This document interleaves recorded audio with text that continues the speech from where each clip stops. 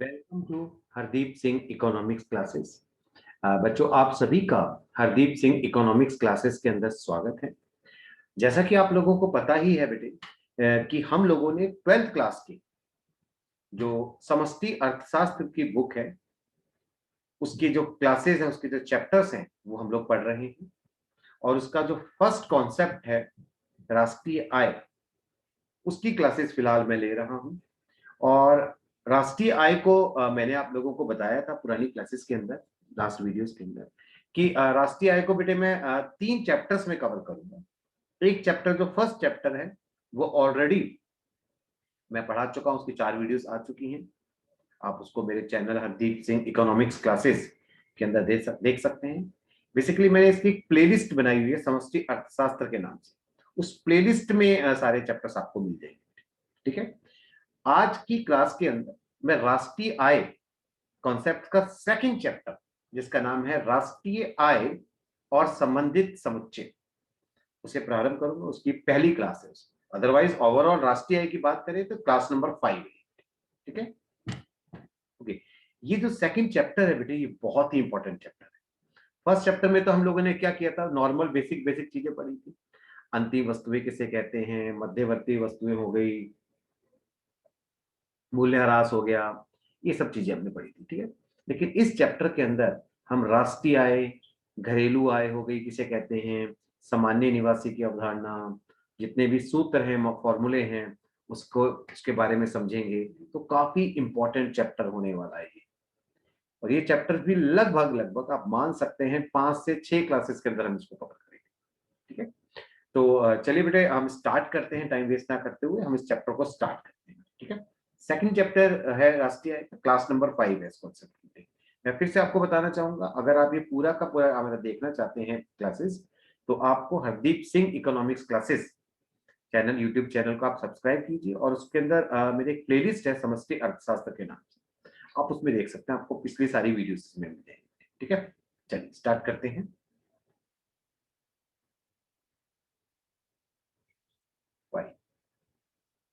Okay.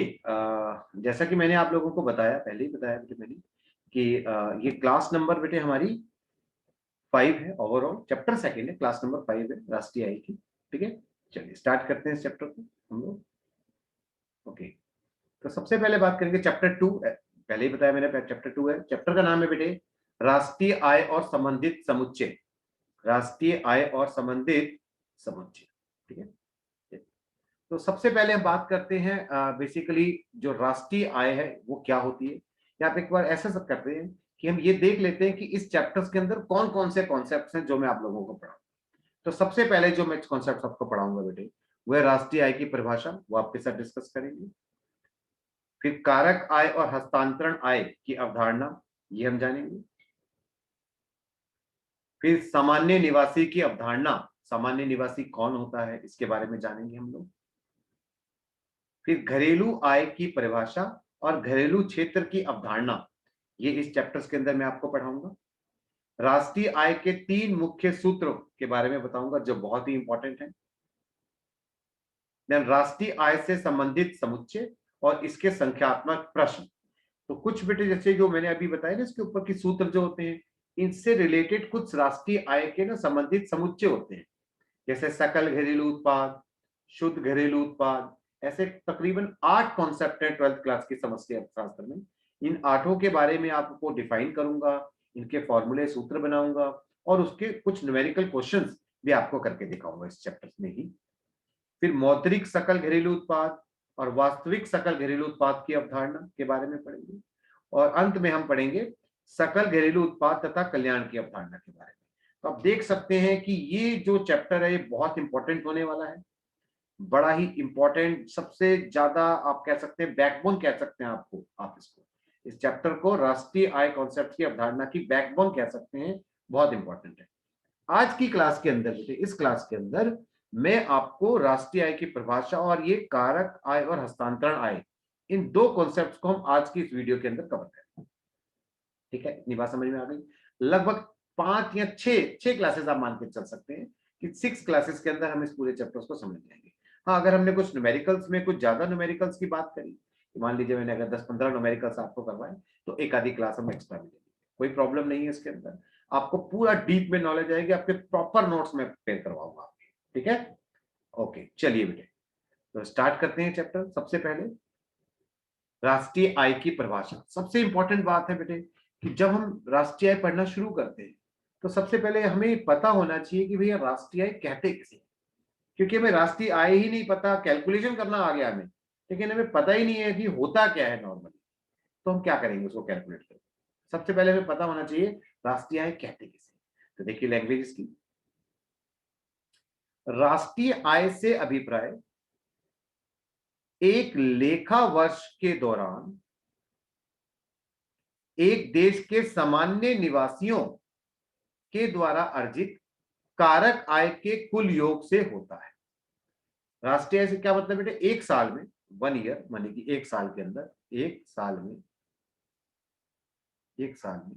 एक देश के जितने भी सामान्य निवासी होते हैं, कौन होते हैं बेटे, सामान्य निवासी। एक साल में एक देश के जितने भी सामान्य निवासी होते हैं, उन्होंने कितनी कारक आय अर्जित करी है, उन्होंने कितनी कारक आय अर्जित की है। क्या होती है कारक आय, क्या होते हैं सामान्य निवासी, हम इसके बारे में बात करेंगे। फिलहाल डेफिनेशन या मीनिंग समझ लीजिए। एक साल में एक देश के सामान्य निवासी जितनी भी कारक आय अर्जित करते हैं, अगर आप उसको जोड़ लें तो आप इस के द्वारा उस देश की राष्ट्रीय आय को आप ज्ञात कर सकते हैं। तो बड़ा सिंपल है राष्ट्रीय आय को ज्ञात करना। तीन बातों के ऊपर इस डेफिनेशन के अंदर जोर दिया गया है। कौन कौन सी तीन बातें जरा देखिए। सबसे पहली बात ये देखिए, मैंने एक लेखा वर्ष लिखा है कि भैया एक लेखा वर्ष के अंदर लिया जाता है, यानी कि एक दिन या एक महीने की आय नहीं कैलकुलेट होती एक देश के अंदर, एक लेखा वर्ष की कैलकुलेट की जाती है। और लेखा वर्ष तो आप सबको पता होना चाहिए, नहीं पता तो मैं बता देता हूं।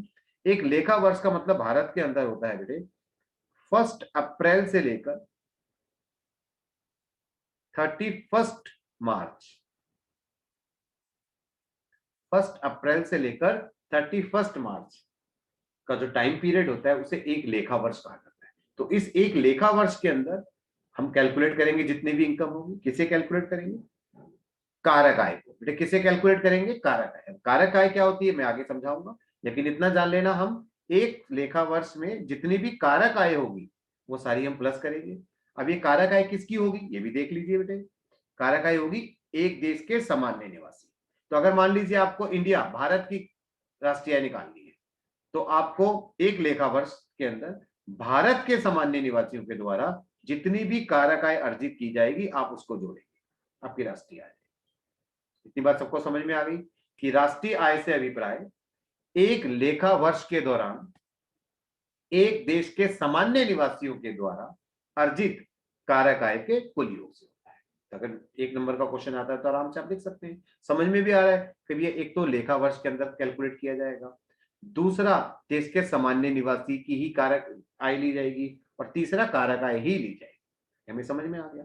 तो बेटे जहां तक मैं बात करूं लेखा वर्ष की, तो लेखा वर्ष तो ऑलमोस्ट आप सबको समझ में आ गया। इतना सही है कि लेखा वर्ष का मतलब होता है 1 अप्रैल से लेकर 31 मार्च के टाइम पीरियड को एक लेखा वर्ष कहते हैं। ये तो आप सबको समझ में आ गया होगा, इसमें कुछ खास नहीं है। बात करते हैं कारक आय के बारे में, समझेंगे यार, क्योंकि कारक आय ही लेनी है। तो कारक आय क्या होती है, क्या कोई और भी आय होती है जो हम नहीं ले रहे हैं?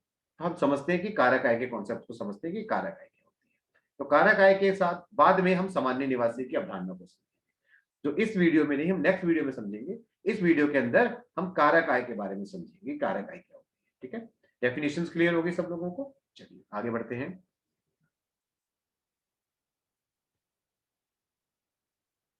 ओके, तो अब जो नेक्स्ट कॉन्सेप्ट है वो है बेटे कारक आय और हस्तांतरण आय की अवधारणा। जैसा कि मैं आपको बता रहा था कि जो आपकी आय होती है वो बेसिकली दो तरह की होती है, एक होगी कारक आय और एक होगी आपकी हस्तांतरण आय।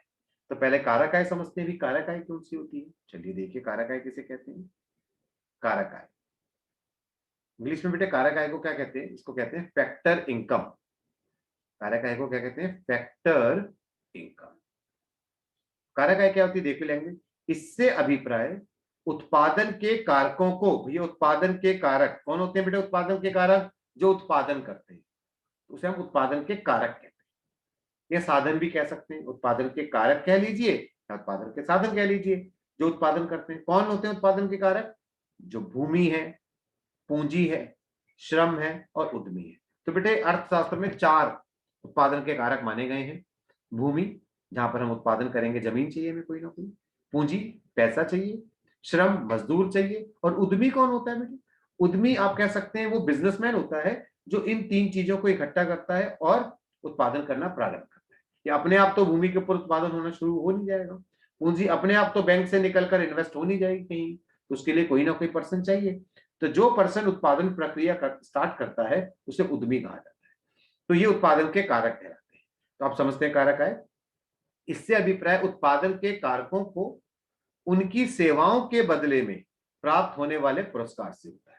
यानी कि उत्पादन के कारक जो होते हैं जब उत्पादन करते हैं तो उत्पादन करने के बदले में उनको पुरस्कार मिलता है।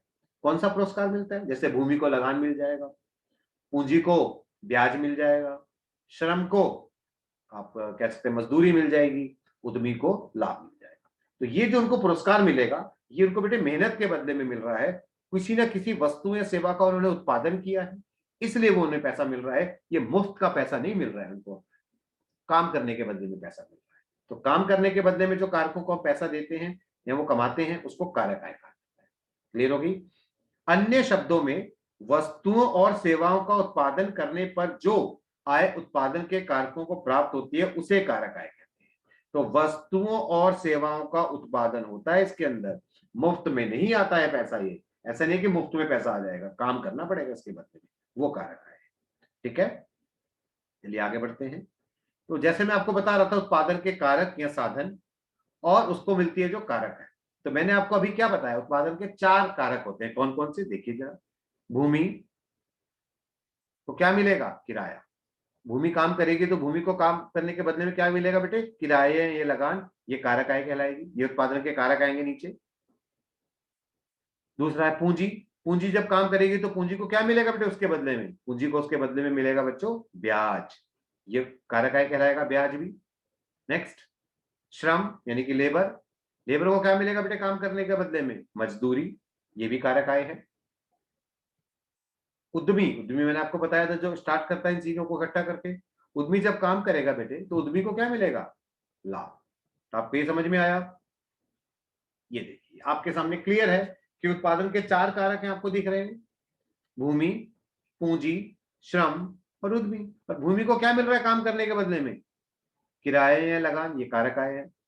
पूंजी को क्या मिल रहा है? ब्याज। श्रम को क्या मिल रहा है? मजदूरी। और उद्यमी को क्या मिल रहा है? लाभ। ये सारी की सारी कारक है। सबको समझ में आ गया कि उत्पादन के कारक 4 होते हैं और उत्पादन के कारकों को काम करने के बदले में जो पुरस्कार मिलता है जिसके नाम मैंने आपके सामने नजर आ रहे हैं, इन्हें कारक आय कहते हैं। ठीक है, यही कारक आय जोड़ी जाएगी। नीचे देखिए, ध्यान दें, कारक आय के कारण अर्थव्यवस्था में वस्तुओं और सेवाओं का प्रवाह होता है। यानी कि अर्थव्यवस्था के अंदर वस्तुओं और सेवाओं का उत्पादन होगा, अर्थात यह आय किसी कार्य को करने पर ही मिलती है, मुफ्त में भी नहीं मिलेगी। आप किसी काम को करेंगे आपको पैसा मिलेगा, काम नहीं करेंगे आपको पैसा नहीं मिलेगा। सिंपल सी बात है, कारक आय की बात करी जा रही है। क्लियर? चलिए आगे बढ़ते हैं। कारक आय हमें समझ में आ गई। अब बात करते हैं बेटे हम लोग हस्तांतरण आय की। किसकी बात करते हैं? हस्तांतरण आय किसे कहते हैं? तो देख लेते हैं हस्तांतरण आय। ये देखिए, इससे अभिप्राय उस आय से होता है जो बिना किसी वस्तु अथवा सेवा का उत्पादन किए प्राप्त हो जाती है। मुफ्त का पैसा भाई, मुफ्त का पैसा मिल गया। अर्थात इस आय के लिए वस्तु या सेवा का उत्पादन नहीं करना पड़ता, आप बैठे बैठाए आपको पैसा मिल गया, आपको कुछ नहीं करना, पैसा मिल गया आपको, हस्तांतरण आय कहलाएगी। इंग्लिश में क्या कहते हैं बच्चों हस्तांतरण आय को बेटे? इंग्लिश में कहते हैं बेटे इसको ट्रांसफर इनकम। क्या कहते हैं बेटे? Transfer income. ध्यान रखना बेटे, कारक आय में उत्पादन होता है, हस्तांतरण आय में कोई उत्पादन नहीं होगा, पैसा मिल जाएगा। आप कहेंगे सर ऐसे कौन पैसा देता है? देता है भाई, ऐसे पैसे मिलते हैं। जरा देखो कौन से उदाहरण क्या है, जरा देखो इसके मुफ्त के पैसे कहाँ हैं। उदाहरण के लिए वृद्धा अवस्था पेंशन, यानी कि ओल्ड एज पेंशन। बहुत सारी सरकारें हैं जो ओल्ड एज के बाद लोगों को पेंशन मिलती है, आप भी अपने आसपास देखिए, बूढ़े लोगों को पैसा देती है सरकार। अच्छा, एक होता है बेटे रिटायरमेंट पेंशन। रिटायरमेंट पेंशन पता है ना कौन सी है? सेवानिवृत्त पेंशन। यानी कि बंदा जब जॉब कर रहा था जॉब के बाद वो 60 ईयर्स का हो गया, उसके बाद रिटायर हो गया, तो उसको सरकार से या जहां भी वो जॉब करता था सरकार से मिलती है पेंशन, पेंशन मिल रही है। वो नहीं है बेटे हस्तांतरण आय। ध्यान रखना, अक्सर बच्चा कंफ्यूज हो जाता है पेंशन का नाम सुनते ही। तो बेटे एक सेवानिवृत्त पेंशन होती है जिसे रिटायरमेंट पेंशन कहते हैं बच्चों। वो रिटायरमेंट पेंशन हस्तांतरण आय नहीं है। वो मुफ्त का पैसा नहीं मिल रहा है उस पर्सन को, वो उस बंदे की सैलरी में से डिडक्ट हुआ था जब वो काम कर रहा था, और उसी पैसे को बाद में सरकार उसको पेंशन के रूप में उसको पे कर रही है। मुफ्त का पैसा नहीं है, उसकी मेहनत का पैसा है जो रिटायरमेंट के बाद उसको मिल रहा है। लेकिन जो वृद्धावस्था पेंशन है, ये हर उस व्यक्ति को मिलता है जो 60 ईयर्स के प्लस है। कई राज्यों में लागू है वृद्धावस्था पेंशन, सरकार उनको देती है। अब वो कोई उसने काम किया हो या ना किया हो उससे कोई मतलब नहीं, वृद्धावस्था पेंशन सबको मिलती है, बूढ़े लोग। छात्रवृत्ति, छात्रवृत्ति क्या होती है बेटे? स्कॉलरशिप। आपने देखा होगा, आपको कई बच्चों को आप में से स्कॉलरशिप मिली होगी, छात्रवृत्ति। आपने पढ़ाई में अच्छा किया तो सरकार ने या स्कूल ने या किसी और किसी संस्था ने आपको कुछ पैसा या कुछ आपको रिवॉर्ड दिया, वो छात्रवृत्ति है। वो भी आपका हस्तांतरण आय में आएगा। बेरोजगारी भत्ता, बेरोजगारी भत्ता क्या होता है? अनएम्प्लॉयमेंट अलाउंस कहा जाता है बच्चों इसको। बेरोजगारी भत्ता कुछ राज्य में होता है कि जो लोग बेरोजगार हैं, जिनको कोई काम नहीं मिल रहा है ढूंढने पर भी, सरकार उनके लिए एक अमाउंट पे करती है। अलग अलग राज्यों की सरकारें पे करती हैं, उसको बेरोजगारी भत्ता कहते हैं। वो काम करने के बदले में नहीं मिल रहा है, क्योंकि वो बेरोजगार है, उसके पास काम नहीं है तो कहां से खाएगा। तो वो बोझ ना बने अर्थव्यवस्था के ऊपर, उसको परिवार के ऊपर बोझ ना बने, सरकार उसको एक अमाउंट पे करती है जीवन यापन के लिए। उसे बेरोजगारी भत्ता कहते हैं, काम करने के बदले में नहीं मिल रहा है। बाढ़ पीड़ितों की सहायता में दान, बाढ़ पीड़ितों को जो सहायता में दान दे रही है सरकार, तो उनको पैसा मिल रहा है, तो वो भी क्या कहलाएगा बेटे? वो हस्तांतरण। तो ये बहुत सारे एग्जाम्पल्स मैंने आप लोगों को दिए। इन सब में जो भी आपको एग्जाम्पल निकल के आ रहे हैं, इसमें किसी में भी काम नहीं करना पड़ रहा, वस्तु या सेवा का उत्पादन नहीं हो रहा है। ध्यान रखना, हस्तांतरण आय। ओके, ध्यान दें, राष्ट्रीय आय के आकलन में जब हम नेशनल इनकम को कैलकुलेट करते हैं, हम केवल कारक आय, देखिए हम केवल कारक आय को ही शामिल करते हैं। अर्थात अर्थात हस्तांतरण आय को शामिल नहीं किया जाता, क्योंकि इसके बदले में अर्थव्यवस्था में कोई भी वस्तु अथवा सेवा का उत्पादन नहीं हुआ होता। तो ध्यान रखना अपने दिमाग में बेटे। और डेफिनेशन में भी क्या आ रहा था? क्या आ रहा था डेफिनेशन में? कि राष्ट्रीय आय से अभिप्राय एक लेखा वर्ष के दौरान सामान्य निवासियों के द्वारा अर्जित कारक आय के कुल योग से होता है, हस्तांतरण आय नहीं आती है। तो बहुत इंपॉर्टेंट बात है कि राष्ट्रीय आय सिर्फ उसी आय को काउंट किया जाता है जिसके बदले में अर्थव्यवस्था में आपने किसी वस्तु या सेवा का उत्पादन किया था। अगर आपने को कोई मुफ्त में इनकम आपको मिल गई है तो वो राष्ट्रीय आय के अंदर शामिल नहीं होगी, जिसे कि हस्तांतरण आय कहते हैं। बहुत अच्छे से अपने दिमाग में बिठा लेना बेटे, मुफ्त का पैसा राष्ट्रीय आय में नहीं जुड़ेगा, मेहनत का पैसा राष्ट्रीय आय में जुड़ेगा। ठीक है, ओके। अब बेटे इस कॉन्सेप्ट के ऊपर क्या होता है ना, एक क्वेश्चन जो एग्जाम में देखा गया है, कॉन्सेप्ट कारक आय और हस्तांतरण आय पे जो कॉन्सेप्ट एग्जाम में देखा गया है, वो 3 नंबर का एक डिफरेंस आ जाता है कि अंतर बता दीजिए। बस यही क्वेश्चन है, बाकी तो और कुछ इसमें खास है नहीं। कैटेगराइजेशन का एक क्वेश्चन है, वो इतना खास नहीं है। तो मेन क्वेश्चन क्या आता है, अगर एग्जाम के पॉइंट ऑफ व्यू से बात करें इस कॉन्सेप्ट पे, तो एक क्वेश्चन एग्जाम में देखने को मिलता है कि कारक आय और हस्तांतरण आय में अंतर बता दीजिए। 3 नंबर का क्वेश्चन एग्जाम में आपको देखने को मिल सकता है। चलिए देखते हैं। कारक आय और हस्तांतरण आय की अवधारणा में अंतर। तो देखिए अंतर, फाइन, ये देखिए आपके सामने में अंतर लाया। आधार, कारक आय और हस्तांतरण आय। सबसे पहले अर्थ हो गया, दोनों की डेफिनेशन आप लिख सकते हैं, मैं एक बार फिर से पढ़ देता हूं आपके लिए। इससे अभिप्राय उत्पादन के कारकों को उनकी सेवाओं के बदले में प्राप्त होने वाले पुरस्कार से होता है। उत्पादन किया, उत्पादन के कारकों को जो पैसा मिला, जैसे भूमि को क्या मिला, लगान या किराया। श्रम को क्या मिलता है, लेबर को मजदूरी या वेतन। ठीक है, और इससे अभिप्राय उस आय से होता है जो बिना किसी वस्तु अथवा सेवा के उत्पादन किए प्राप्त हो जाती है। एग्जाम्पल मैंने दिया आपको। राष्ट्रीय आय में शामिल, इस आय को राष्ट्रीय आय में शामिल किया जाता है, इस आय को राष्ट्रीय आय में शामिल नहीं किया जाता है। ठीक है, क्यों नहीं किया जाता है आपको पता होना चाहिए। इसलिए नहीं किया जाता है क्योंकि इसके बदले में अर्थव्यवस्था में आपने किसी भी प्रकार का कोई उत्पादन नहीं किया। और अगर उत्पादन नहीं किया तो भैया भूल जाओ, कोई भी पैसा नहीं आएगा। क्लियर है?